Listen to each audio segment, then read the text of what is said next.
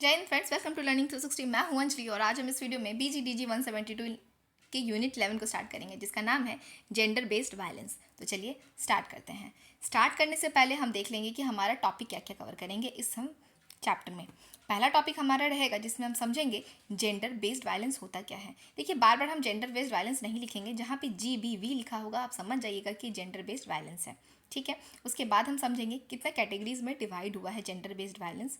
देखिए, gender based violence का नाम से आपको समझ में आ रहा होगा कि वायलेंस जब हम किसी पर्टिकुलर एक जेंडर के बेसिस पे कर रहे हैं ना, इसलिए आपके साथ वायलेंस हो रहा है, क्योंकि आपका जेंडर ये है। एक एग्जांपल से समझिए, एक बच्ची है, छोटी बच्ची भी नहीं बोल सकते, जो एक गर्भ में है, जो अभी जन्म भी नहीं ली है, उस बच्चे को मार दिया जाता है। क्यों मार दिया जाता है? क्या वो किसी को कुछ चोट पहुंचाई है या फिर किसी को हार्म की है? कोई कुछ काम नहीं किया, बेचारी का तो जन्म ही नहीं हुआ, पर उसके साथ वायलेंस हुआ है। क्यों वायलेंस हुआ है? क्योंकि उसका जेंडर पता चल गया है। उसका जो जेंडर होगा, जेंडर नहीं बोला जा सकता, उसका जो सेक्स होगा वो सेक्स फीमेल का है, वो लड़की है, इसीलिए उसको मारा जा रहा है। तो ये जो वायलेंस हुआ है ना, ये बेस्ट एग्जाम्पल शो करता है कि किसी पे वायलेंस अगर उसकी जेंडर के स्पेसिफिकली जेंडर के कारण कर रहे हैं तो ये हुआ जेंडर बेस्ड वायलेंस। ठीक है, हमारा थर्ड पॉइंट आता है जिसमें हम समझेंगे कि कितने फॉर्म्स का जेंडर बेस्ड वायलेंस होता है और उसका मैग्नीट्यूड क्या होता है। मैग्नीट्यूड बोल अच्छा से बोले तो बोल सकते हैं इंटेंसिटी। इंटेंसिटी का मतलब समझिए एग्जाम्पल से, जैसे हम आपको एक थप्पड़ लगाएं, ठीक है, आपको क्यों थप्पड़ लगाएंगे, मतलब किसी को आप थप्पड़ लगा रहे हैं, तो थप्पड़ लगाए उसका गाल लाल हो गया, ये एक वायलेंस हुआ। और दूसरा, अगर आप किसी को ऐसा मारे कि वो बेहोशी हो गया, या फिर ऐसा मारे कि उसका कान से सुनाई ही नहीं दे रहा, तो ये क्या इंटेंसिटी बढ़ गया ना वायलेंस का। तो कितने मैग्नीट्यूड में देखा जाता है, मतलब कभी कभी होता है हल्का फुल्का वायलेंस हो जाता है, और कभी कभी ऐसे टॉर्चर कर देते हैं कि कुछ कुछ दिन तक तो वुमेन अपना डेली का जो एक्टिविटी है वो भी नहीं कर पाती है। तो इस तरह का मैग्नीट्यूड बोलने का मतलब है कि कहीं कहीं पे इंटेंसिटी भी बढ़ जाता है। फोर्थ पॉइंट हमारा आता है कि भारत में कितने तरह का हम जेंडर बेस्ड वायलेंस देखते हैं, कितने फॉर्म्स में है gender based violence. Third point हमारा आता है marginalisation and increase vulnerability. Marginalisation का मतलब है जो एकदम मार्जिन पे है, जो अंदर आ नहीं पाए हैं पूरी तरह से सोसाइटी में, जो एकदम मार्जिन पे हैं। या बोल सकते हैं कि अब आप मान लीजिए आप घर के अंदर हैं पूरे, तो ऑब्वियसली आप सेफ है, पर आप घर के एकदम दरवाजे पे हैं, तो ऑब्वियसली कुछ प्रॉब्लम आता है। बाहर में अगर जानवर भी आता है या हवा बहुत तेज बिजली चमक रहा है, तो प्रॉब्लम किसको आएगा? घर वाले के अंदर जो है, जो अंदर है घर पे, उनको आएगा, कि जो मार्जिन पे जो गेट पे खड़े उनको प्रॉब्लम आएगा? ऑब्वियसली जो मार्जिन पे है उनको आएगा। तो मार्जिनलाइजेशन ये हुआ कि जो ऐसे group of members, group of people जो एकदम मार्जिन पे है, जो एकदम बॉर्डर पे हैं, ठीक है, जो कभी भी प्रॉब्लम आता है, आपदा आता है, तो सबसे ज़्यादा प्रभाव उन पर ही पड़ेगा। वैसे ही वल्नरेबिलिटी हम पहले भी एक्सप्लेन कर चुके हैं कि समहाउ रिलेटेबल है मार्जिनलाइजेशन से ही। वल्नरेबिलिटी जो सबसे ज़्यादा प्रॉब्लम जिनको आएगा वो उनका कंडीशन को बताता है, वो सबसे ज़्यादा वल्नरेबल है। ठीक, इनका वल्नरेबिलिटी इंक्रीज तब कर जाता है जब कोई वुमेन या फिर कोई पर्सन बहुत ही बहुत ही अनअवेयर हैं अपने ही राइट्स के बारे में, जिनको जो पढ़े लिखे नहीं हैं, जो कानूनी हक नहीं जानते हैं, जिनको पता ही नहीं है। जैसे एक रेप केस आया था, मथुरा रेप केस, ठीक है, जब कस्टोडियल डेथ के बारे में जब पढ़ेंगे तब, या कस्टोडियल रेप के बारे में जब पढ़ेंगे तो हम डिटेल में बताएंगे। बट एक रेप केस आया था जिसके जब सुप्रीम कोर्ट के पास जाता है तो वो वर्डिक्ट जब सुनाती है, तो फिर एक मतलब एक लॉ में अमेंडमेंट लाया गया था, संशोधन लाया गया था, बदलाव करके बताया गया कि किसी लड़की को आप शाम के बाद, अंधेरे होने के बाद, 6 बजे के बाद आप जेल में नहीं रख सकते हैं। ठीक है, तो ये लड़की को पता होगा अगर, तब वो आराम से बोल सकती है कि आप कांस्टेबल को बोल सकती है कि आप मेरे को नहीं रख सकते हैं, आपको जाने देना पड़ेगा। पर किसी लड़की को पता ही नहीं है, तो वो क्या करेगी? ऑब्वियसली वो रह जाएगी अंदर, है ना। तो आप उसका वल्नरेबिलिटी इंक्रीज कब कर जाता है वायलेंस? जब वो अनअवेयर होती है, एजुकेटेड नहीं होती है। ठीक है, अब हम टॉपिक स्टार्ट करते हैं। पहला टॉपिक हमारा है व्हाट इज़ GBV। क्या है ये जेंडर बेस्ड वायलेंस? पहले भी एक्सप्लेन किए हैं, अगर वायलेंस किसी पर्टिकुलरली जेंडर पे होगा तो ये जेंडर बेस्ड वायलेंस होगा। देखिए, जेंडर बेस्ड वायलेंस किसी एक पर्टिकुलर जगह में ही नहीं देखने को मिलता है, ये एंडेमिक जैसा चीज़ नहीं है। ये एक ऐसा है जो आप वर्ल्ड में कहीं भी जाएंगे ना, आपको जेंडर बेस्ड वायलेंस देखने को मिलेगा ही मिलेगा। हो सकता है आप कन्फ्रंट नहीं हो पाए, हो सकता है आपको कोई वुमेन या कोई आदमी आपको डायरेक्ट आके नहीं बोल रहा है कि ये मेरे साथ ऐसा प्रॉब्लम हो रहा है, पर कहीं ना कहीं पर्दे के अंदर या पर्दे के बाहर ये जेंडर बेस्ड वायलेंस होता ही है। तो ये एक जगह पे स्थित नहीं है। जनरली ये किससे लिंक होता है पता है? जेंडर बेस्ड वायलेंस पैट्रियार्की से। पैट्रियार्की का बोलने का मतलब है जहाँ पे पुरुष प्रधान समाज हो, जहाँ पे रूल किनका चलता हो, पापा का चलता हो, मेल मेंबर का चलता हो। तो रूल कब कब कौन कर सकता है, जब एक जन ऊपर हो एक जन नीचे हो। और अगर चाहते हैं मैन रूल करना चाहते हैं तो कहीं ना कहीं वो देखिए, हमारे समाज में जनरली हम ट्रांसजेंडर को भी कंसिडर करते हैं, पर जनरली हमारे समाज में मेल और फीमेल है, पापा और मम्मी है ना। तो एक जन तभी रूल कर सकता है जब दूसरा नीचे हो। अगर दूसरा दूसरा जैसे मम्मी या फिर विमेन अगर पापा के बराबरी करने लगे तो ये जो रूल जो है ना, पुरुष प्रधान साम्राज्य, कोई प्रधान नहीं रह जाएगा। तो प्रधान को मेंटेन करने के लिए एक राजा को जो किंग है, मतलब जो मेल मेंबर जो किंग है, जो रूल कर रहे हैं, उनको रूल करने के लिए हमेशा फीमेल को दबाना ही पड़ेगा, तभी तक वो रूल कर पाएंगे। अगर दोनों इक्वालिटी आ गया तो ये बराबरी के साथ रूल नहीं होता, रूल उस पर ही होता है जब जो आपसे छोटे होते हैं, ठीक है। तो इस चीज़ को मेंटेन करना चाहते हैं, और मेंटेन करने के लिए उनको कभी कभी वायलेंस करना पड़ता है कि जब लड़की हक के लिए आवाज़ उठाती है, इक्वालिटी का बात करती है, तो उनको वायलेंस के थ्रू उनको फिर दबा दिया जाता है। यही तो रीज़न है बहुत बार क्यों लड़की आज भी लड़की सेफ़ क्यों नहीं है, बाहर जाके लड़की कमा क्यों नहीं सकती है। रीज़न है ना, रात को जाके आप लड़की को बहुत रेयर अब देखिएगा कि लड़की बाहर जाके नाइट ड्यूटी पे काम कर सकती है। नहीं, लड़की नहीं कर सकती, लड़की सिर्फ नहीं है। क्यों लड़की के लिए प्रावधान बनाया गया कि लड़की को आप रात में 6 बजे के बाद आप कस्टडी में नहीं ले सकते? क्यों बनाया गया? क्योंकि लड़की सेफ नहीं है। लड़की को सेफ कौन नहीं बनाया? मेल मेंबर ही तो नहीं बनाए। ऐसा प्रावधान ही बना दिए हैं कि कहीं ना कहीं उसके एजुकेशन के फ्रीडम के लिए, एम्प्लॉयमेंट के फ्रीडम के लिए पेरेंट्स के मन में डर बैठा रहता है कि नहीं, आप लड़कों की तरह पूरी तरह से आज़ादी से बाहर नहीं घूम सकते, आप नहीं पढ़ सकते उतने आगे बाहर जाके कहीं भी।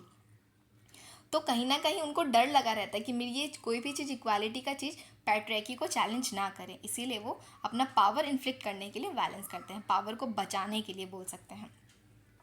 बोलते रियल मैन वही हैं जो वायलेंस करते हैं विमेन पे, पैट्रियार्की के अनुसार, हमारे अनुसार नहीं। पर ये रियल मैन का सिंबल नहीं है। रियल मैन प्रोवाइडर हो सकते हैं, प्रोटेक्ट कर सकते हैं, पर बोलते हैं ना, बचपन से ही सिखाया जाता है, अरे लड़की होके मार खा के आ गया, तुम लड़की है क्या? मतलब लड़की होके नहीं, लड़की जैसे मार खा के आ गया, लड़की जैसा रो रहा है, ये सब क्या है? लड़की मार खा के आए तो वेल एंड गुड, लड़के मार खा के आए तो गलत। तो शुरू से ही लड़के को सिखाया जा रहा है कि आप मार खा के नहीं आ सकते, आप मार के आ सकते हैं। आप मार के आइए पर मार खा के मत आइए। पर कोई लड़की मार खा के आ गई तो ठीक है, चले, भाई जाएगा तुम्हारे साथ, चलो पापा जाएंगे तुम्हारे साथ। उसको नहीं बोला जाता कि तुम लड़की हो के मार खा के आ गई, तुम लड़का है क्या? ऐसा तो नहीं बोला जाएगा कभी भी, क्योंकि अज्यूम करते हैं कि लड़के मारते हैं, लड़के मार खाते नहीं हैं। मार खाने का हक किनको है? मार खाने का तो लड़की ठेका लेके रखी हुई है ना। समाज कहीं ना कहीं आप बचपन से ना, बच्चों को सोशलाइजेशन उसका रिफ्लेक्शन होता है उसके पर्सनालिटी का। बच्चों में जो भी बच्चे जब बड़े होते हैं ना, तो जिस तरह का पर्सनालिटी रिफ्लेक्ट करते हैं ना कहीं उसका बचपन में अपब्रिंगिंग वैसा ही हुआ रहता है।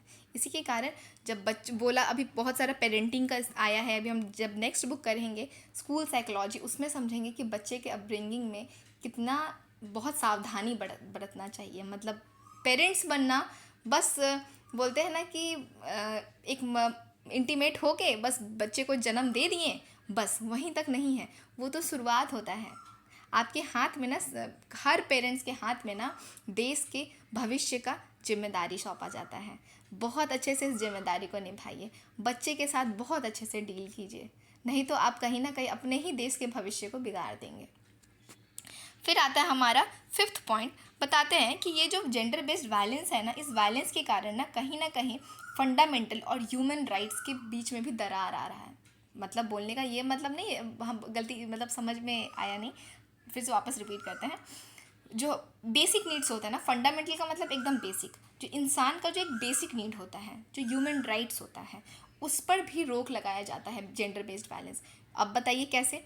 जेंडर फंडामेंटल राइट्स क्या हुआ, एकदम बेसिक नीड क्या हुआ? इंसान को फ्रीडम देना, एक इंसान का हक है आज़ादी, पढ़ने का आज़ादी है ना, हम लोग का राइट टू एजुकेशन भी तो है, पढ़ने का आज़ादी, ये सब बेसिक चीज़ है, पर इस पर भी रोक लगा दिया जाता है। राइट टू स्पीच जो हमारा है, एकदम बेसिक फंडामेंटल राइट है, आर्टिकल 19, है ना। हम लोग का जो बेसिक नीड है। हाँ कि अब बोलेंगे बोलने का अधिकार किसको नहीं है? बहुत बार बोलने का अधिकार नहीं है। बहुत ऐसे घर में कोई भी बड़ा जो डिसीजन का काम होता है उसमें पापा बोल सकते हैं, पापा का डिसीजन चल सकता है, पर मम्मी का डिसीजन नहीं चलता है। पापा जो बोलेंगे वही फाइनल होगा। इवन बहुत बार तो होता है घर के बच्चों से भी अगर डिस्कशन किया जा रहा है, अगर बच्चे यंग हो चुके हैं तो जो मेल होते हैं, जो बेटे होते हैं, बेटे का सजेशन लिया जाता है कि चलिए बताइए क्या किया जाए, पर बेटियों का सजेशन नहीं लिया जाता है। तो ये क्या है? राइट ऑफ स्पीच पे भी तो रोका जा रहा है ना। ये भी तो आपका बेसिक नीड्स जो फंडामेंटल राइट है उस पर भी तो ऑब्स्टेकल का काम कर रहा है ये gender based violence. Sixth point हमारा आता है कि ये जो जेंडर बेस्ड वायलेंस है कभी ना कभी कभी ना कभी हमेशा एक इंडिविजुअल ग्रुप जो है ना उस पर टारगेट करता है। और वो ग्रुप कौन सा होता है? जो सबसे वल्नरेबल होता है, जो अशिक्षित होता है, जो गरीब होता है, जो रिटेलिएट करने का पावर नहीं रखता है, जो पैसा से कमज़ोर है, जिनके पास पैसा नहीं है, जो पढ़े लिखे नहीं है। और बोलते हैं ना लो हैंगिंग फ्रूट जो होता है, जो सबसे नीचे होता है, वो फल हम लोग पहले तोड़ लेते हैं, है ना, सबसे पहले वही तोड़ लेते हैं। ठीक वैसे ही जो एकदम वल्नरेबल सेक्शन है उसको सबसे पहले टारगेट किया जाता है। अपने घर पे सबसे ज़्यादा वल्नरेबल कौन होंगे? अगर अब आपकी वाइफ पढ़ी लिखी नहीं है तो सबसे पहले उन पर टारगेट किया जाए, जो गुस्सा है उन पर निकाल दीजिए। तो ये हमेशा जो जीबीवी है किस पे टारगेट किया जाता है? किसी इंडिविजुअल ग्रुप पे टारगेट किया जाता है। ये हम बस फिज़िकल ही हार्म नहीं करता है आपको। अगर हम अब देखिए, मान लीजिए कि वाइफ को स्लैंग यूज़ किए, ठीक है, वाइफ के ऊपर आप उनको थप्पड़ नहीं लगाएं पर बहुत ही बुरा भला कह दिए, तो ये भी एक तरह का ना हार्म ही है, टॉर्चर ही है, साइकोलॉजिकल टॉर्चर है। बहुत बार क्या करते हैं ना, ये बहुत प्रैक्टिकल बात है, बहुत बार लोग ना शादी कर लेते हैं जो एक गरीब घर की लड़की से, ठीक है, और गरीब घर की लड़की से शादी कर ली है और सबको अच्छा लगा कि देखो ये इतने अच्छे लड़के हो गए, मतलब अच्छे इन द सेंस क्या कि लिटरेट हो गए, पैसे वाले हो गए, गरीब घर की लड़की से शादी किए विदाउट एनी दहेज। पर उसके बाद क्या होता है? सुनने में तो अच्छा लगता है पर प्रैक्टिकलिटी अगर देखा जाए ना, ज़्यादातर होता क्या है, जब भी वो खाना खा रही होती है, जब भी वो कुछ कर रही होती है, मेरा देखा हुआ एग्जाम्पल है। अब आप बोलेंगे मैम आप ही के लाइफ में ये सारा एग्जाम्पल कैसे दिख जाता है? क्योंकि पता है होता सबके साथ है, आप भी कहीं ना कहीं ये सब चीज़ एक्सपीरियंस किए होंगे। पर जब हम लोग का नज़रिया बदलता है ना, तो हम उस नज़रिए से देखते हैं तो हमको दिखता है कि यहाँ पे ना जेंडर बेस्ड वायलेंस हो रहा है, यहाँ पे ना विमेन के एम्पावरमेंट को छीना जा रहा है, यहाँ पे जेंडर इनइक्वालिटी दिख रहा है। क्योंकि मेरा सोच बदल चुका है, पर्सपेक्टिव बदल गया, इसीलिए मेरे को हर जगह दिख जाता है वो प्रॉब्लम, जिससे हम आपको अपनी लाइफ का कुछ एग्जांपल्स बता देते हैं। होगा अब आपको भी वो चीज़ दिखेगा, जब आप ये बुक कंप्लीट कर लेंगे तो आपको भी समझ में आएगा। तो बहुत बार होती है, स्टोरी पे आते हैं वापस, बहुत बार होता है कि जब वो कुछ जैसे एक बार मतलब वो उनको बाहर गए थे घूमने, उनके हस्बैंड गए थे तो उनको एक रूम लिए थे, रूम लेके उनको रहना पड़ा था। तो फिर उनकी जो सासू माँ है वो बोलती है कि तुम्हारे पापा कभी इतना बड़ा घर देखे थे? और खाते वक्त कभी पापा तुमको ऐसा खाना खिलाए हैं? कभी अपने मायके में फ्रिज देखी हो? टीवी जो आज बैठ के देख रही हो कभी देखी थी अपने घर में टीवी? मतलब ये थ्रू आउट जो ताना है ना, ये टॉन्टिंग, ये भी साइकोलॉजिकल हार्म देता है, उसकी डिग्निटी को हर्ट करता है, ठीक है ना। तो ये बस फिजिकल ही नहीं होता है, कहीं ना कहीं ये साइकोलॉजिकल हार्म भी है। ये देखिए समाज में एकाएक अचानक से कुछ नहीं बदल जाएगा। अब आप बोलेंगे इस चीज़ का मैम क्या किया जाए? अब सासू माँ जब ये जो ताना मार रही है इसको कैसे रोका जाए? क्या सासू माँ को जेल में बंद कर दिया जाए? नहीं, ये नहीं कर सकते। ऐसा कोई गोल्डन रूल नहीं है कि आप एक चुटकी बजाएं और समाज बदल जाएगा। बदला जा सकता है, बहुत धीरे धीरे बदला जा सकता है, बदला जा सकता है विद हेल्प ऑफ एजुकेशन। इसीलिए तो जेंडर सेंसिटाइज करने के लिए बुक को इंट्रोड्यूस किया गया है, आप लोगों को पढ़ाने के लिए। और इसीलिए हम बहुत बारीकी से पूरा कोशिश करते हैं कि आप बस पढ़ने के लिए और एग्ज़ाम में पास होने के लिए ही ना पढ़ें, इवन आप खुद जेंडर के प्रति सेंसिटाइज हो जाएं। इसलिए कुछ पिक्चर्स भी हम लगा देते हैं जिसके थ्रू आप देख पाएँ और थोड़ा वो फील कर पाएँ, सेंसिटिविटी आपका बढ़े। उसके बाद हमारा 8वां नंबर पॉइंट आता है जिसमें बताते हैं कि जो जेंडर बेस्ड वायलेंस होता है कभी कभी फैमिली भी बहुत बड़ा योगदान देती है, और कम्युनिटी बोल सकते हैं कि आप जिस जगह पर रह रहे हैं, आप उस जगह के समाज के लोग, आपके नेबर्स बोल सकते हैं, या फिर आप एक किसी गांव में रहते हैं तो उस गांव के पूरे जो ग्राम सभा है, पंचायत ग्रुप है, वो सारे लोग ही बहुत बार ये वायलेंस में बहुत बड़ा योगदान देते हैं। इवन जब वॉर और पीस का समय भी होता है ना, अगर एक जगह से दूसरी जगह, दो देश में लड़ाई हुआ, ठीक है, तो जो एक देश वाले लोग दूसरे देश के लोगों पे जब अत्याचार करते हैं ना, तो सबसे ज़्यादा अत्याचार सहने वाली जो होती है वो महिला होती है। बहुत बार ऐसा केसेस सुनने को मिला है जिसमें वॉर के समय बहुत सारी ग्रुप ऑफ वुमेन को लेके जाते हैं और उनके साथ रेप या फिर गैंग रेप उन लोग का केस बहुत बार सामने आया है। उसके बाद हमारा आता है 9 नंबर पॉइंट कि ये जो एक्सपीरियंस करते हैं ये बस विमेन ही नहीं करती हैं, ये मैन भी करते हैं। वायलेंस बस विमेन के साथ ही नहीं होता है, बहुत बार छोटे बच्चे, बूढ़े और मैन, उन सब के सब ये जेंडर बेस्ड वायलेंस फील करते हैं, और फील करते हैं इन द सेंस या कभी कभी उसके विक्टिम बन जाते हैं। तो ये पूरी तरह से एकदम सिक्का का एक साइड का कॉइन की तरह ही मत देखिएगा कि बस विमेन पे हो रहा है। एक एग्जांपल से समझिए कि मैन पे भी कैसे होता है। देखिए, लॉ तो बन गया।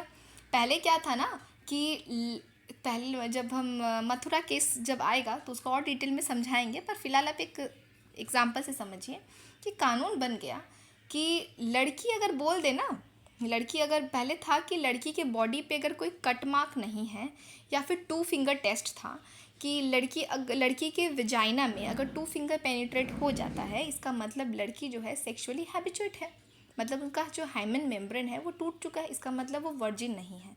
और अगर वो वर्जिन नहीं है, ठीक है, तब वो रेप का चार्ज नहीं लगा सकती है, क्योंकि उसको तो बोला जाएगा, अज्यूम किया जाएगा कि वो कंसेंट से हुआ है। जब कंसेंशुअल था रिलेशन, जब कंसेंशुअल अगर इंटरकोर्स हुआ है तो रेप कैसे हुआ। पर ऐसा भी बहुत बार होता है कि लड़की जो होती है अंडर प्रेशर, किसी के दबाव में आके वो कुछ कर नहीं सकती, वो ना नहीं करती है, पर वो रेडी हो जाती है। तो ये जो किसी के प्रेशर में आके अगर कोई लड़की किसी लड़के को, मतलब लड़की के साथ इंटीमेट होती है, तो भी वो रेप ही है। क्योंकि वो पिंक मूवी में बहुत अच्छा दिखाया है ना कि नो का मतलब बस एक वर्ड नहीं है, नो एक कंप्लीट एक सेंटेंस है, ठीक है। वो लड़की अगर प्रोस्टिट्यूट भी है, वो थोड़ी देर पहले ही किसी लड़के के साथ इंटीमेट हुई है, क्यों ना हुई हो, पर वो अगर आपके साथ इंटीमेट होना नहीं चाहती है, आप उन पर ज़बरदस्ती नहीं कर सकते हैं, ठीक। और करते हैं तो वो रेप ही कंसिडर किया जाएगा, ठीक है। तो ये बात आया। पर यहाँ पे एक नेगेटिव्स का साइड लूप होल्स देखने को मिलता है कि कई बार ना लड़कियाँ क्या करती हैं, मतलब अब तो वो सिस्टम चला गया ना, तो अब क्या है कि लड़की अगर बोल दे कि नहीं, ये जो रिलेशन हुआ था ये मेरे मर्ज़ी से नहीं हुआ था, ये कंसेंशुअल नहीं था, तो ये रेप कंसिडर किया जाएगा। तब तो अब कोई भी लड़की, बहुत बार लड़की लोग होती हैं जो बोलती है कि ज़्यादा होशियारी किया ना तो अभी तेरे पे रेप का चार्ज लगा देंगे। बहुत बार लड़के फंस जाते हैं इसके चक्कर में। तो यहाँ पे वायलेंस जो है बस लड़की ही नहीं सफ़र कर रही है, कई बार लड़के भी सफ़र करते हैं, ठीक है ना। ये एग्जाम्पल हम दिए आपको समझाने के लिए कि मैन भी कभी कभी इस चीज़ के विक्टिम बन जाते हैं। दूसरा आता है, पर जनरली जो डोमिनेंट ग्रुप होते हैं ना वो मैन ही होते हैं जो वायलेंस करते हैं विमेन पे। डोमिनेंट ग्रुप बता रहे हैं ज़्यादातर। ये विमेन के डिग्निटी को भी बहुत इम्पैक्ट कराता है। मतलब उसके जो, वही बोले ना कि आप बस फिजिकली किसी को मार रहे हैं वही मैटर नहीं करता, वर्बली अगर किसी को आप चोट पहुंचा रहे हैं ना, उसको बुरा भला कह रहे हैं, उसके डिग्निटी को हर्ट कर रहे हैं, ये भी बहुत बड़ा वायलेंस है। बहुत बार होता है ना, लड़की सामने से चल रही होती है, लड़की के फिजिकल अपीयरेंस पे, उसके फिजिक पे, कि मतलब बहुत गंदे तरीके से कमेंट करते हैं उसके फिजिकल बॉडी पार्ट्स पे, जो बहुत ही ह्यूमिलेटिंग होता है। मतलब उसको खुद पे जो, देखिए कौन कैसा दिखता है, किसका बॉडी कैसा है, उस पर उसका हाथ तो है नहीं, ये तो भगवान का बनाया हुआ है ना। और फिर आप उस पर अगर आप उसका अगर दोष होता, ठीक है, अगर वो ठीक कर सकती है तो वो चलो बोलेगी कि नहीं हम ये करके दिखाएंगे। पर किसी का फिजिक है, वो फिजिक में तो उसका हाथ नहीं है, तो वो सोचती है कि अब हम कुछ कर तो नहीं सकते, तो कई बार वो डिप्रेशन की शिकार हो जाती है, एंजाइटी हो जाता है, कभी कभी उन लोग सुसाइड भी कर लेती है, ठीक है। तो ये भी बहुत ह्यूमिलेटिंग होता है और डिग्निटी को हर्ट करने जैसा काम है। कभी कभी ये जेंडर बेस्ड वायलेंस जो है कल्चरली भी बहुत अच्छे से अटेस्टेड कर दिया गया है। कल्चरली कैसे, बहुत बार होता है ना, नाम देखिए, पति को स्वामी की तरह बोला जाता है कि पति जो है आपके स्वामी है, पति का पैर छूना चाहिए, पति से पैर नहीं छुआते, है ना, बार बार पति का पैर छूते हैं। पति थोड़ी पत्नी का पैर छूता है, नहीं छूता। कभी कोई है तो आप देखिए कि पत्नी का पैर कोई पति दबा रहा है, तो बहुत बार ये देखिए रील्स में देख के अच्छा लगता है, ठीक है, रील्स का दुनिया अलग, हम प्रैक्टिकल बात कर रहे हैं। रील्स में और रियल में अंतर है। रियल में अगर कोई देख लेती है, अगर सासू माँ ही देख लेती है, घर के कोई लोग देते बोलते हैं कि अरे कितनी बेशरम लड़की है, अपने पति से पैर दबवा रही है। तो ये क्यों बना के रखे हैं कल्चरली कि पति हेड हैं, पति बड़े हैं, पति थप्पड़ लगा दे तो ठीक है, बर्दाश्त कर लो, पर पत्नी थप्पड़ नहीं लगा सकती पत्नी लगा दी तो बवाल हो जाना है। और जो पति पत्नी का नाम है ना, ये पति पत्नी का जो नाम दिया गया है ना, यही तो सबसे बड़ा इनइक्वालिटी है। कैसे? पति का मतलब क्या होता है? मालिक। करोड़पति, करोड़ों का मालिक, है ना। लखपति, लाखों का मालिक। तो पति का मतलब होता है मालिक। तो पति इज मालिक एंड पत्नी उसकी सेविका, है ना। पत्नी का मतलब मेरे को नहीं पता, बट पति का मतलब पता है, ठीक। तो ये जो नाम है ना, ये नाम में ही इनइक्वालिटी छुपा है। पति पत्नी से अच्छा ज़्यादा आपकी आप लाइफ पार्टनर बोलिए, सोलमेट बोलिए, और एक वर्ड है ना स्पाउस, वो बोलिए। उसके बाद हमारा अर्धांगिनी भी बहुत लोग बोलते हैं ना, अच्छा लगता है सुनने में। 13 नंबर पॉइंट आता है कि जेंडर बेस्ड वायलेंस में और वायलेंस अगेंस्ट वुमेन में एक फाइन डिफरेंस है। बहुत पतला है पर है। जेंडर बेस्ड वायलेंस किसी पर भी होता है, पर वायलेंस अगेंस्ट वुमेन स्पेसिफिकली किस पे किया जा रहा है? ऑब्वियसली वुमेन पे, हाँ, वुमेन पे किया जाता है। पर हाँ, कभी कभी, और जो फाइन डिफरेंस है ना, ये ज़्यादातर अगर बोला जाए ज़्यादा क्षेत्र में, तो वायलेंस अगेंस्ट वुमेन ही होता है बजाय जेंडर बेस्ड वायलेंस के। मतलब मैन भी विक्टिम होते हैं, हम बताएं, पर ये रेयर केसेस हैं। रेप का केस ज़्यादा सुनने को मिलता है। हर घंटे पे बोला जाए ना तो 84 केसेस दर्ज किया जा रहा है। ये तो केसेस दर्ज किया जा रहा है, आधा केसेस तो दर्ज भी नहीं किया जाता है, ठीक है। तो मेजॉरिटी में कौन आते हैं? वायलेंस अगेंस्ट वुमेन आती हैं। मेन टू बिकम्स विक्टिम का एग्जाम्पल जो बहुत फेमस है, ये आप ये वाला पिक्चर देखिए, ये वाला पिक्चर, जिसमें एक लड़की रहती है जो एक ड्राइवर को बहुत कूद कूद के थप्पड़ लगा रही होती हैं। तो ये सब एग्जाम्पल दिखाता है कि वुमेन भी बहुत अच्छा से मैन पे वायलेंस कर रही होती हैं। ये आप सबको पता होगा, दिल्ली का केस है। उसके बाद हमारा 15th नंबर पॉइंट आता है कि वायलेंस अगेंस्ट LGBTQ। ये जो लेस्बियन, गे, बाइसेक्सुअल है, ये सारे ग्रुप पे जो वायलेंस होता है, ये वायलेंस भी ये जेंडर बेस्ड वायलेंस ही है। क्यों? अच्छा, ये क्यों इन पे वायलेंस करने का क्या मतलब है? ऑब्वियसली इन पर भी वायलेंस इसलिए होता है क्योंकि ये डायरेक्ट पैट्रियार्की को चैलेंज करते हैं। ये पिछले वाले बहुत मतलब पहले कुछ वीडियोस है, हमारा चैप्टर था जिसको हम लोग डिटेल में कवर कर चुके हैं। सेक्सुअलिटी पे शायद था ये। जैसे कभी भी अगर रास्ते में या फिर कहीं पार्क में देखा गया कि गे कपल हैं, लेस्बियन हैं, तो उन पे इस तरह का ब्रूटली अटैक कर देते हैं। बहुत बार हुआ है ये, ब्रूटली अटैक करे गए हैं कि मतलब जैसे कि वो लोग एबनॉर्मल चीज़ कर रहे हैं, जैसे वो समाज को बिगाड़ रहे हैं। समाज को तो ये लोग नहीं बिगाड़ रहे हैं। समाज को बिगाड़, अगर इतना ही होता ना तो रेपिस्ट ना सरेआम घूम ना रहे होते आराम से। पर नहीं, बात यहाँ पे आ जाता है कि लगता है ना कि अगर ये लोग रहें तो जो हम लोग का जो पैट्रियार्की वाला सिस्टम है कि इसमें एक मेल होंगे एक फीमेल होंगे, वो तो सिस्टम को चैलेंज कर देंगे ये लोग। इसमें तो दोनों फीमेल होंगी, दोनों मेल होंगे, तो ये तो खतरा है, सोसाइटी के लिए खतरा है ना। तो इसलिए सबसे बड़ा उनको डरा देते हैं या फिर बहुत मारते हैं, टॉर्चर करते हैं। ये देख सकते हैं आप, कुछ टॉर्चर बहुत बार उनको मारा गया है। पर हाँ, उसके बाद यही सब केसेस के बाद फिर उसके बाद लॉ बना जिसमें इनके भी राइट के बारे में बात किया गया है। ये देख सकते हैं कि ये जो देख रहे हैं वायलेंस जो मैन पे किया जा रहा है, ये वायलेंस जनरली मैन जो वायलेंस फेस करते हैं ना, ये सेक्सुअली हैरेस्ड होते हैं, ये बहुत बार होता है जब हाईली पैट्रियार्की का जो एक देखिए, एक होता है नॉर्मल पैट्रियार्की, मतलब जहाँ पे एक मैस्कुलिनिटी दिख रहा है, नॉर्मल लड़के हैं, थोड़ा पावर दिखा रहे हैं। पर कुछ लोग ऐसे होते हैं ना, ओवर पावर दिखाते हैं, जिसमें वो तो विमेन को तो कमज़ोर समझते ही हैं, इवन कुछ मैन को भी कमज़ोर समझते हैं। उनको लगता है उनसे सुपीरियर, उनसे पावरफुल कोई है ही नहीं। तो वैसे लोग ना मैन पे भी वायलेंस कर देते हैं। तो इस जगह पे कुछ मैन भी इसके विक्टिम बन जाते हैं। उसके बाद हमारा आता है पॉइंट कैटेगरीज। किस किस तरह का हम लोग को वायलेंस देखने को मिलता है, किस किस जगह पे वायलेंस देखने को मिलता है। कुछ पहला नंबर है हमारा फैमिली के अंदर, दूसरा है कम्युनिटी के अंदर, और तीसरा है स्टेट के अंदर। स्टेट का जो टॉपिक है, इसको समझाने से पहले हम आपको स्टेट का डेफिनेशन समझाएंगे, ठीक है, पहले विद इन द फैमिली समझते हैं। फैमिली में जनरली किस तरह का वायलेंस होता है? Domestic violence.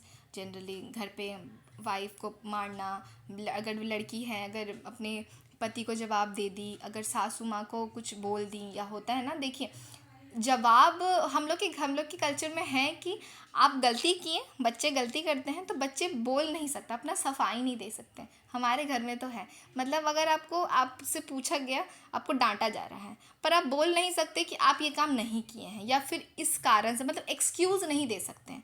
अगर एक्सक्यूज़ देते हैं तो उसको जवाब की तरह कंसिडर किया जाता है कि मुंह लगा रही है, जवाब दे रही है, तुम ये बाद में बताया करो। मम्मी मेरी हमेशा बोलती है तुम ये बात बाद में बताया करो। अरे पिट जाएंगे तब बताएंगे कि ऑलरेडी फिर तो बता के क्या फ़ायदा, पहले तो पिट चुके हैं, अब क्यों बताएं।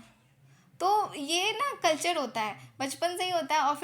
और वही सासू माँ थ्रू आउट बार बार, अगर उनकी सास है बार बार कह रही है, कुछ कुछ बोल रही है, तो ह्यूमन बीइंग है ना भाई। बोला जाता है कि आपके अंदर जो भी इमोशन है ना वो निकलना चाहिए। गुस्सा हो, प्यार हो, दर्द हो, तकलीफ़ हो, निकलना ही सही है। अगर इमोशंस नहीं निकला ना, तो वो जिस दिन वो निकलेगा ना कभी तो निकलेगा, और जिस दिन वो निकला ना बहुत गंदे रूप में सामने आएगा। इसलिए बेटर है कि आपका जो इमोशन है उसको बता दीजिए, पर ढंग से, ऐसे नहीं कि आप कुछ भी बोल रहे हैं अपने किसी के डिग्निटी को ही हर्ट कर दीजिए, ऐसा भी नहीं है। रिस्पेक्ट भी हम लोग का कल्चर है, जो कि बड़े को रिस्पेक्ट से बात करना ठीक है, वो कीजिए। पर हाँ, अगर उनको बार बार बुरा लगता है तो वो भी कुछ बात बोल सकती हैं, पर अगर जवाब दे दी तो फिर तो उनका कुटाई होना है। तो इस तरह का वायलेंस घर में जनरली देखा जाता है। पति के द्वारा पत्नी बहुत बार पिटी जाती है, कभी कभी दारू पी के भी पति आ जाते हैं और सारा गुस्सा उस पर निकाल देते हैं। खाना अच्छा नहीं बना तो फेंक दिए, अननेसेसरीली पीट देते हैं। सेक्सुअल अब्यूज़ भी बच्चों के साथ होता है। ये सब क्या है, घर पे ही तो वायलेंस देखने को मिल रहा है। बहुत उनके क्लोज फ्रेंड भी होते हैं कि सेक्सुअली कभी कभी अब्यूज़ कर देते हैं। देखिए बहुत हर बार ना, रेप में भी बताया गया है कि हर बार आपका जो जेनिटल पार्ट है, जेनिटल का मतलब होता है एक्सटर्नल सेक्सुअल ऑर्गन। लड़कियों का विजाइना एक्सटर्नल ऑर्गन है, इंटरनल ऑर्गन होगा उसका क्या बोल सकते हैं, फैलोपियन ट्यूब होगा, ओवरीज होगा, ये उसका इनर पार्ट है, इंटरनल इंटरनल रिप्रोडक्टिव पार्ट है। तो जो बाहर का पार्ट है, लड़कों का जो पीनस है, वो ही बस पेनिट्रेट होने से ही रेप नहीं होगा। अगर आप कोई ऑब्जेक्ट का भी यूज़ करते हैं, या फिर आप ओरली भी यूज़ करते हैं, या फिंगर का भी यूज़ करते हैं, तो भी उसको रेप की तरह ही कंसिडर किया जाता है, वो मॉलेस्टेशन में ही आता है। बच्चों के साथ जनरली ये सब देखा जाता है, जो सेक्सुअली अब्यूज़ का सामना करते हैं बच्चे।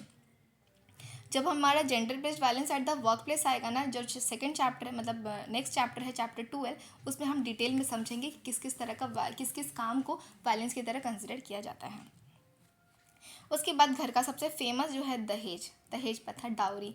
जो डाउरी होता है ना, कि अगर लड़की ढंग से पैसा लेकर आई है तो भी उन और एक्सपेक्टेशन रख लेते हैं, और ढंग से अगर पैसा लेकर नहीं आई है तो उनसे बार बार उनको टॉर्चर किया जाता है, टॉन्ट किया जाता है कि तुम्हारे घर से कुछ लाई नहीं, पापा तो तुम्हारे कुछ दिए नहीं, और चली हैं ये खाने, चली है ये, मतलब हर दिन वो कहीं ना कहीं फेस कर रही होती हैं। तो ये बहुत बार होता है कि अरे मेरी बेटी गरीब है तो इनसे फ्री में शादी कर लीजिए, या फिर बहुत बड़ा इंसान है, अच्छा है चलो फ्री में शादी कर लिया। फ्री में शादी कर लेना दूर से सुहाना लगता है, उसके बाद बहुत सारा टॉर्चर वो लड़की फेस करती है, और वो फिर कहीं जा भी नहीं सकती है। कई बार उनको जला दिया जाता है, ये इस उम्मीद में कि ये चली जाएंगी तो इसके बाद हम दूसरा शादी कर लेंगे, और फिर दूसरी बार हमको दहेज मिल जाएगा अच्छा खासा।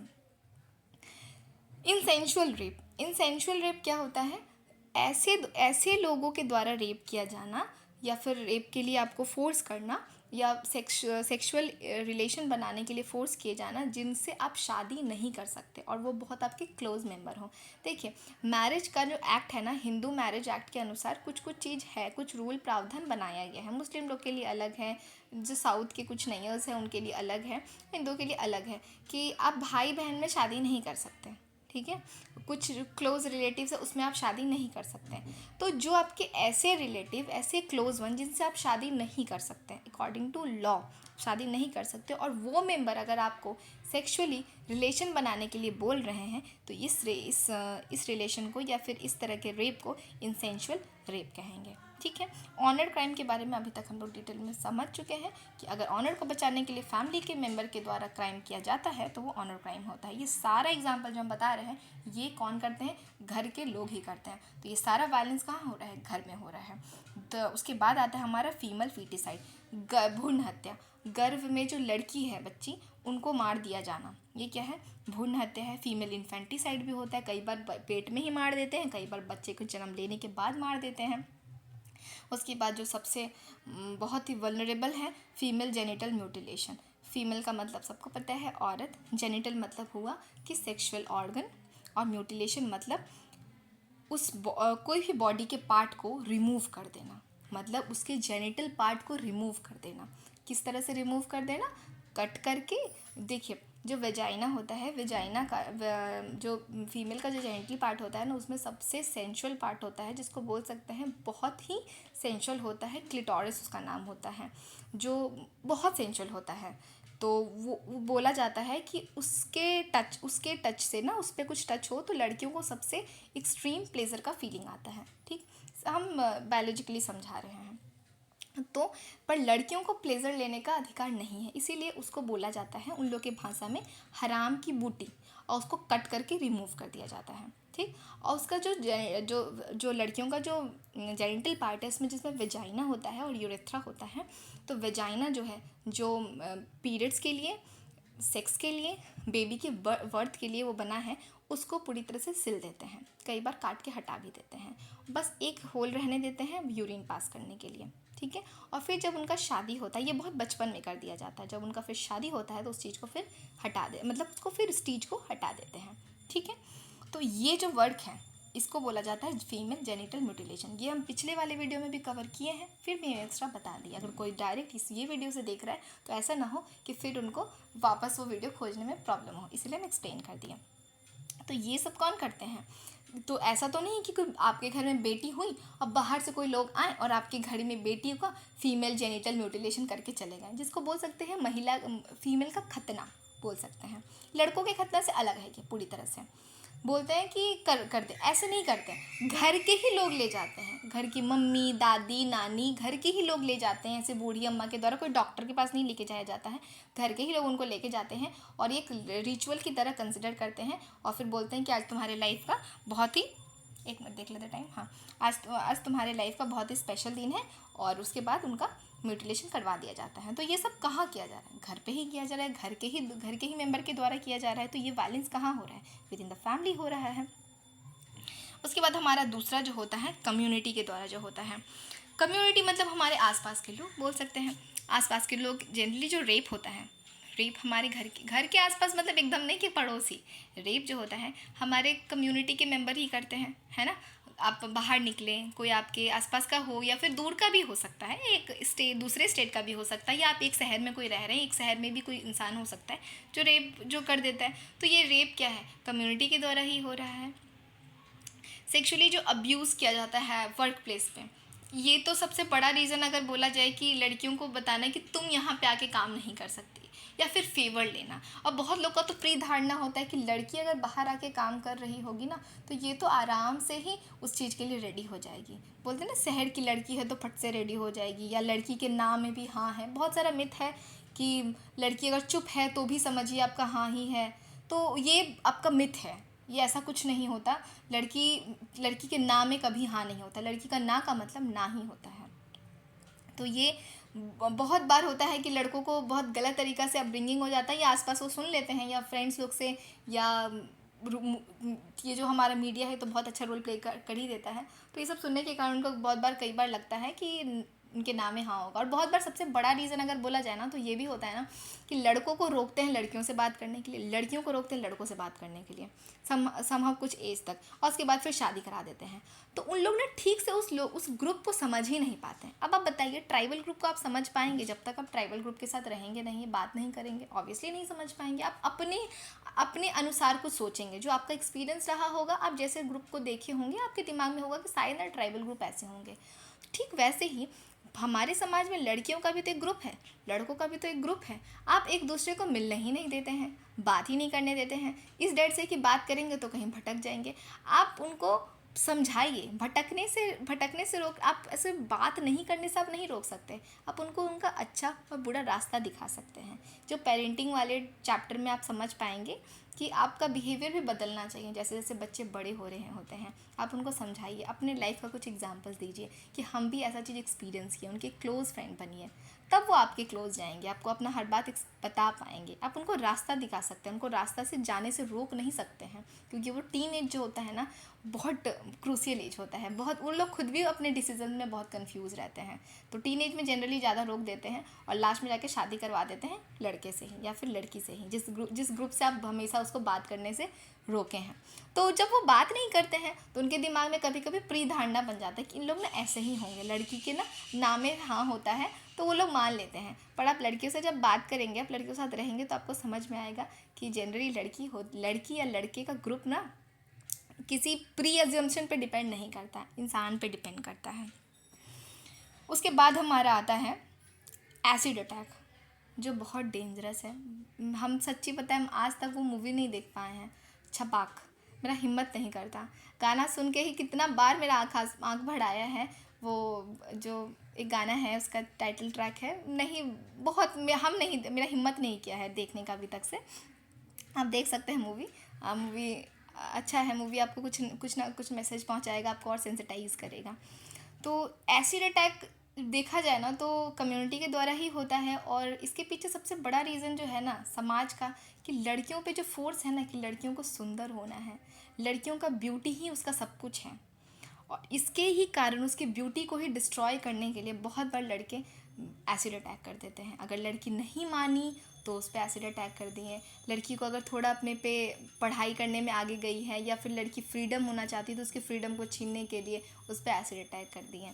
जो पूरा लाइफ ही बर्बाद, मतलब बोल सकते हैं ना कि उनका लगता है इनकी ज़िंदगी को पूरी तरह से डिस्ट्रॉय कर देता है। आप इवन इमेजिन नहीं कर सकते हैं कि क्या हालत हो जाता है। एक भी कुछ केस स्टडीज़ भी हैं, जब हम करेंगे तो आपको आप बता सकते हैं कि जैसे कि एक लड़की रहती है, एक केस स्टडी है, आप इसमें हल्का सा बता सकते हैं कि एक सोनाली मुखर्जी एक लड़की है जो 19 साल की लड़की है। आगे ऐसे टॉपिक में शायद है, जब आएगा तो हम, हाँ शायद तो है, जब इंडियन में आएगा ना ये वाला तो हम ज़्यादा डिटेल में बता पाएंगे। अभी फ़िलहाल ये समझिए कि एसिड अटैक, विच हंटिंग, सती प्रथा। विच हंटिंग क्या है कि चुड़ैल समझ के किसी को मारना। मेरे को लग रहा है ना वीडियो बहुत लंबा हो जाएगा, तो क्या करें, हम समझ नहीं पा रहे हैं कि यहीं तक रहने दें। हाँ या अच्छा एक्सप्लेन कर देते हैं। विच हंटिंग जो है, देखिए ध्यान से सुनिएगा, होता क्या था, अमेरिका में भी ऐसा है। जैसे हम आपको पहले ही लाइन में बताएं कि ये जेंडर बेस्ड वायलेंस बस एक जगह पे नहीं है, पूरी जगह आपको मिलेगा। तो अमेरिका में भी जनरली देखा गया है, बहुत सारा केसेस था कि लड़के लोग क्या करते थे, कुछ कम्युनिटी क्या करते थे, अगर कोई विमेन है ना, अगर विमेन के सामने कोई बीमार पड़ गया या फिर विमेन के बगल में कोई जानवर है वो दूध देना बंद कर दिया, या कुछ ऐसा केसेस हुआ जिससे जो डॉक्टर नहीं समझ पा रहे कि वो हो क्या रहा है।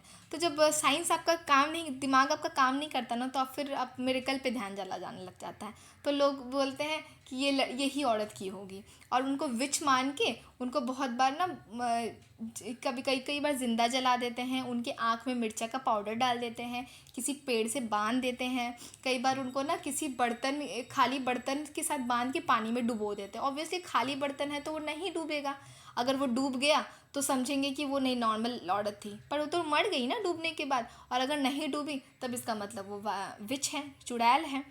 ये सब केस के कारण भी बहुत बार वुमेन पे अत्याचार किया गया है, बहुत बार उनको नेकेड करके मारा गया है। बहुत ऐसी अभी भी सर्वाइवर है जो अपने पर बताती हैं कि वो एक औरत है जो अपनी बेटी को जन्म देते हुए देख ली थी, जिसके कारण उनको पूरे नेकेड करके उनके सर पे भारी पत्थर रख के उनको कोड़ा से मारा गया था, या और परेड भी कराया गया था।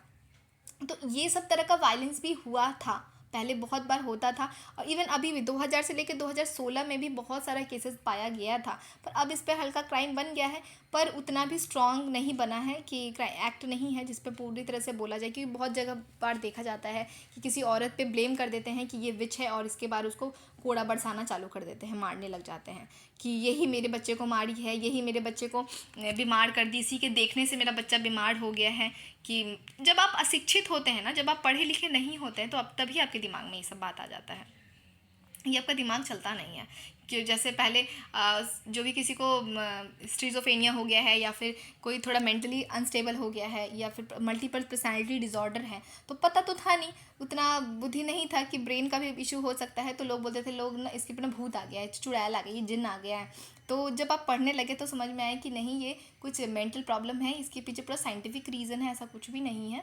और अगर बहुत बार एविडेंस देखा गया, बहुत ज़्यादा तहकीकात किया गया है, तो पता चला है कि जो बहुत सारे केसेस में जिसमें विच पे इल्ज़ाम लगा के उनको सज़ा दिया गया था, तो वो उन पे क्या है कि उन पे ना उनके पास बहुत सारा पैसा था, और उनके पैसा को लेने के लिए, उनका लैंड लेने के लिए, या वीडो होते हैं, वीडो थी और उनका लैंड हड़पने के लिए उनको विच की तरह बता दिया गया और उनको जिंदा जलवा दिया गया। तो बहुत बार ऐसे लोगों के साथ ही विच हंटिंग किया गया है, जो लोग गरीब होते हैं, या फिर कुछ बूढ़ी औरत होती हैं, या वीडो हैं, उनका कोई अपना नहीं है, तो उनको उनका लैंड हड़पने के लिए, उनका घर हड़पने के लिए उनको बोलते हैं कि चुड़ैल है, और चुड़ैल बोलते बोलते उनको मार दिया जाता था। तो ये अब तो नहीं है उतना, पर हाँ 2016 तक ये केसेस देखा गया है, 2500 केसेस देखा गया है विच हंटिंग का। अब आप बताइए कि इस सब तरह का वायलेंस वुमेन पे है, तो क्यों ना फेमिनिस्ट लोग आगे आएंगी और वुमेन के लिए आवाज़ उठाएंगी। बहुत ऐसा केसेस है जो अभी भी दिल दहला देता है। ऐसा सजा दिया जाता था, यूरिन पीने के लिए बोल दिया जाता था, उनके जेनिटल पार्ट पे मिर्चा का पाउडर डाला जाता था, इवन तब तक डाला जाता था जब तक वो तड़प तड़प के मर ना जाए। कई बार ऐसा भी हुआ है कि वो बोलते हैं कि ये अगर ये चुड़ैल है तो इन पे ना गैंग रेप किया जाए। अरे फ़ायदा किनको मिल रहा है? अब मतलब मन क्या है कि चलो गैंग रेप करते हैं, तो उनको सज़ा के तौर पे सज़ा दे रहे हैं और गैंग रेप कर दे रहे हैं उनका।